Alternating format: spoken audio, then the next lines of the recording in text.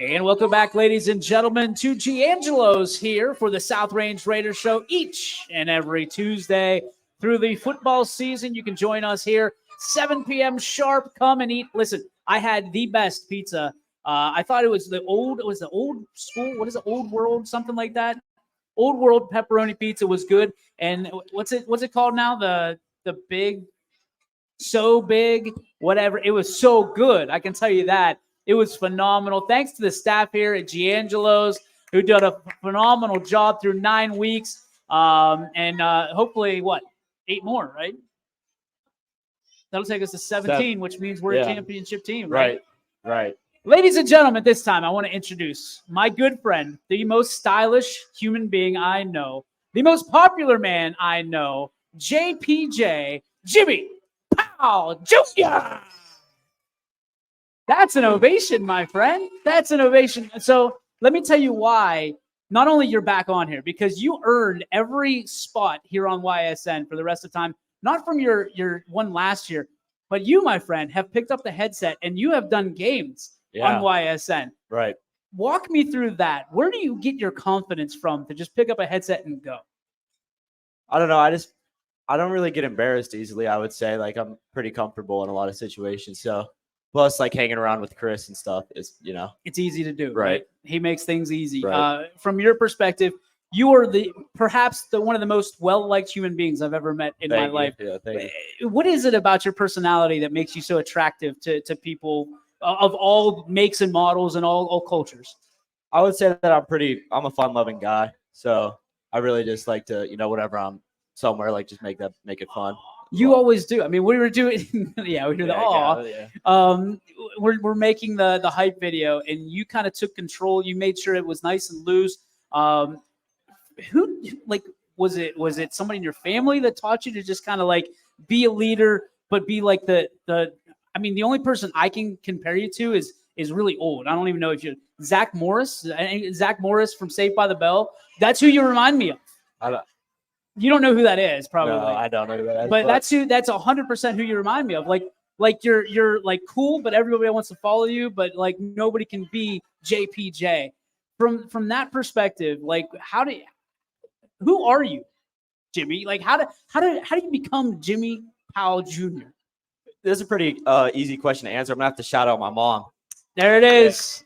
Yeah. So shout out mom always. Yeah, she's a lot of fun. She's fun loving it. What's the coolest thing about your mom? I mean, I don't know. I can't just pick one thing. I mean, what are some cool things about your mom? She must be like you. I mean, you've got 900 cool things going on. You're like the cool guy. She was quite the athlete in high school. Oh yeah, from what I hear. What sport? What? She was a hooper for sure. Volleyball. Yeah. So powder puff. She says she claims 2-time MVP. And she's holding up like trophies back there. Yeah. She's like, yeah. Don't forget about this one. 2 times. Right. I mean, from your perspective, you're a natural leader. You don't even have to be on the field to be a leader. What is that like, and how do you accomplish that from where you sit, like in the catbird seat? I take a lot of pride in it. When I'm walking through the halls and I see someone younger that might look up to me, I'm always making sure, like, say hi, like ask, maybe you go to the game Friday, something like that. Like, just take pride, and I take pride in being the leader and just loving the community. What impresses you most about this team this year? I would say how we really all came together, because at the beginning of the season, I don't know. I think a lot of people had doubt in our ability to come together and rebuild, and I think that we exceeded a lot of expectations. I remember that. I mean, you kind of had a chip on your shoulder the last time we talked before the season. You said nobody believes we can do this. Do you think people believe now? If they don't, they should. So I think they should believe. Yeah. You have never to this point not been an NEA champion. Have you kind of put that in perspective? I actually was thinking about that the other day. Like, not even me, but the class above me too. It's a winning tradition that we're going to keep carrying on. For you guys to keep winning, right? There's an expectation that comes with that. Do you ever feel pressure, or like when you feel pressure, what do you do to kind of alleviate it? I don't know. I mean, that's what's expected of us. So I guess just the pressure. There's not that much pressure to perform every week, just because I know that we will. Okay, so when you're rolling around school with your cool jean jacket probably and sunglasses, my Letterman's, yeah, your Letterman jacket, like on low, like so, like do kids come? I mean, I know Z wants to be like you when he gets older. He's come out and said it. Yeah, he's like half asleep. So, to be looked up to. I mean, there's a lot of pressures with that. To make good decisions, to make consciously good decisions at all times, you have to be aware, like of multiple facets of who you are and what who people are watching and why they're watching you. Does that ever get tiresome or I don't know, tough? I mean, I know someone's always watching, and that I always kind of have to do the right thing, of course, because I want to do the right thing and I need to do the right thing. But I'd say my parents have always enlisted that thought in me that it's important to do the right thing. So, who are some of the leaders that you look up to that aren't your parents?